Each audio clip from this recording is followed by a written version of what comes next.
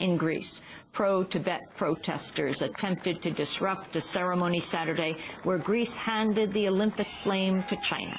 A group of activists tried to stop the flame from reaching the Athens stadium where Beijing officials were waiting, but they were quickly removed by Greek police.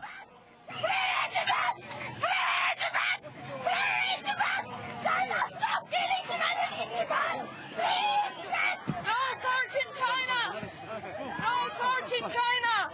No torch in China! Stop killing Tibet! Stop killing Tibet! We want freedom! Long live the Dalai Lama! Save Tibet! Save Tibet!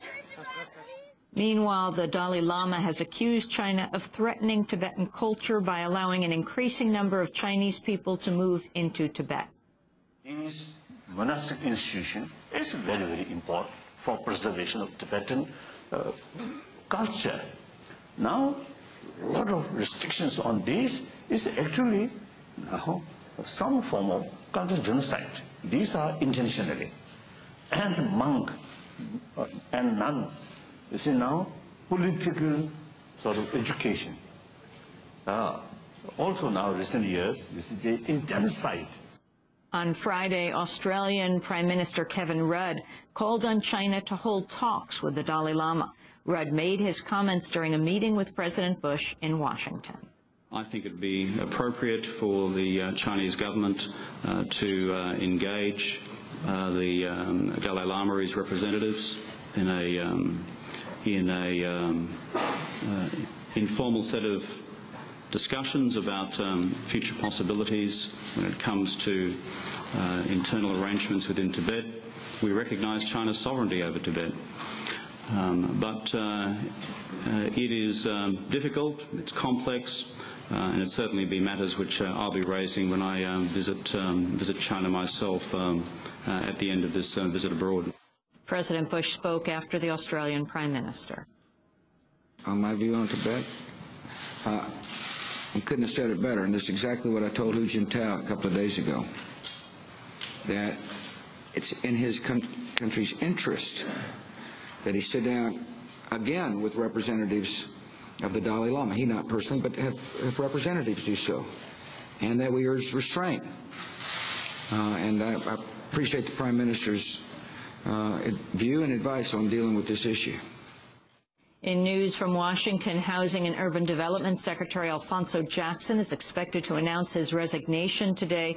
Jackson's resignation comes as the country faces its worst housing crisis in years. Jackson's been under investigation by the Justice Department and the Housing Department's Inspector General in inquiries focusing on whether he gave lucrative housing contracts to friends. Meanwhile, President Bush was met by jeers and cheers last night as he threw out the first pitch of the Washington Nationals baseball season. Here to throw out the inaugural pitch at Nationals Park to mark a new era of Washington baseball, the President of the United States.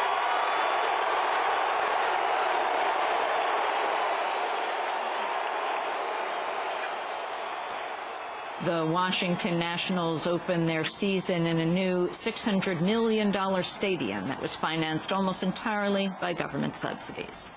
In Long Island, New York, an 80-year-old church deacon was removed from a shopping mall Saturday and arrested after he refused to remove a T-shirt protesting the Iraq War. Deacon Don Zirkle was handing out anti-war pamphlets when he was approached by security guards at the Smith Haven Mall. The guards placed him under citizen's arrest after he refused orders to turn his T-shirt inside out. When the local police arrived, they charged him with criminal trespassing and resisting arrest. And those are some of the headlines. This is Democracy Now!, democracynow.org, the War and Peace Report. I am Amy Goodman. Iraqi Shia cleric Muqtada al-Sadr ordered the Mahdi army to withdraw its fighters from the streets today after 6 days of battling U.S.-supported Iraqi military forces. At least 270 people have reportedly died in the fighting since the Maliki government launched its crackdown on rival Shia paramilitaries. While all the attention is fixed on the political actors vying for control of the oil-rich city of Basra, we take a step back and look at the human cost of the war and the many armed groups it's created. Refugees International estimates up to 5 million Iraqis have been displaced since 2003. That's 1 in 5 Iraqis who've had to flee their homes since the U.S. invaded March 2003. 2.5 million Iraqis have been internally displaced, and an equal number have managed to leave the country to Jordan, Lebanon, Egypt, Turkey, the Gulf states, and most of all, Syria, which hosts 1.5 million Iraqis. But these countries are all raising concerns over the influx of Iraqis, and last October, Syria closed its borders. Independent journalist and author Deborah Campbell spent 2 months embedded with Iraqi refugees in Syria just as the borders were closing. She writes about the people she met in an article published in the latest issue of Harper's Magazine. It's called Exodus. Where will Iraq go next? Deborah Campbell joins us in our Firehouse studio. Welcome to Democracy Now! Thank you, Ian. It's good to be here. Talk about the refugee crisis overall, and then specifically in Syria. Well, I spent 2 months among the refugees, as you mentioned, and I was there starting in the summer of 2007, and then I went again up until January of this year. When I arrived, it was at the height of the exodus. About 60,000 Iraqis were leaving the country every month, and at this point, the only place that they could go was Syria. It was the last country that was accepting them.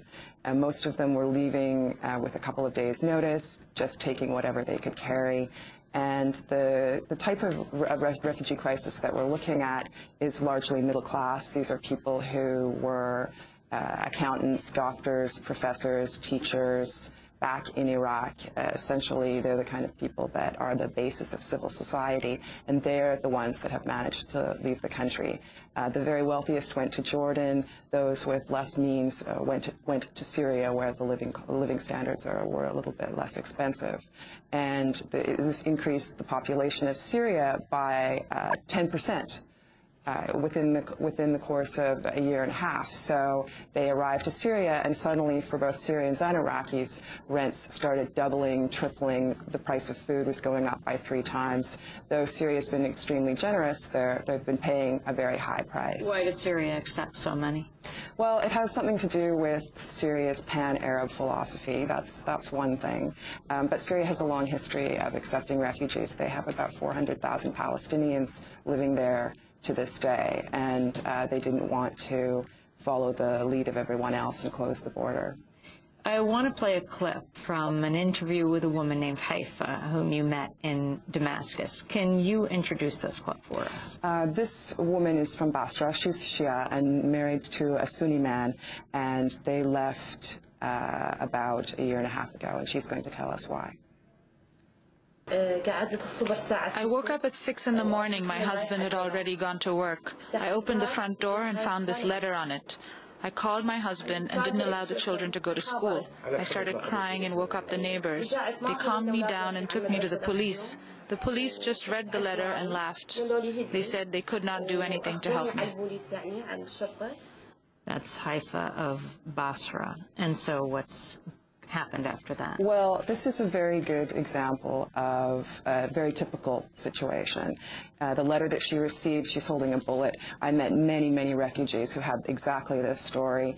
It's part of the sectarian cleansing that began after the Iraq War, basically about 3 years after the Iraq War. They're also very typical in the sense that intermarriage was widespread. One of the things her husband told me was how they used to celebrate all the religious holidays, including Christmas, with their Christian neighbors. This was very common across Iraq. Until the fabric of society began to break down. You see the rise of sectarianism going along with things like the lack of electricity and water and law and order and militias rising up. And by 2006, it came to a point where they were having their lives threatened. Their daughter, who, because her father is Sunni, she's Sunni, started to wear a Shia pendant and cover her hair, which is something that they didn't do in the past. So then they had to leave. Now, we've been hearing a lot about this story of how the refugee crisis has come to a bit of a halt, And of course, with the border closed with Syria, that's partially true. It's been a lot harder for people to get out. But at the same time, very few Iraqis have actually gone back. And to a place like Basra, obviously, it's absolutely impossible. This family will never be able to go back. Being a mixed family, they will never be able to go back. One of the things that distinguishes this family is that the family members are still all alive, although relatives of theirs had been killed. Tell us about Haifa and the bullet. Well, the bullet was inside the death threat letter that they received to their home, and these letters were a common instrument of the sectarian cleansing that's going on across Iraq. And so once they moved to Syria, what has been their life? They're renting a small apartment. This is an urban refugee crisis as well. This is not a situation where Iraqis are living in camp situations. They came with any savings that they had. Many people sold their homes, sold their cars, brought what they had. They're renting an apartment. It's about $250 a month. The problem is, even if you bring $10,000, how long does it last when you're paying these kinds of rents, also paying to get your kids into schools, and you can't work legally in Syria because foreigners can't come in and just take a job. So they're unemployed, and it's basically a waiting game. What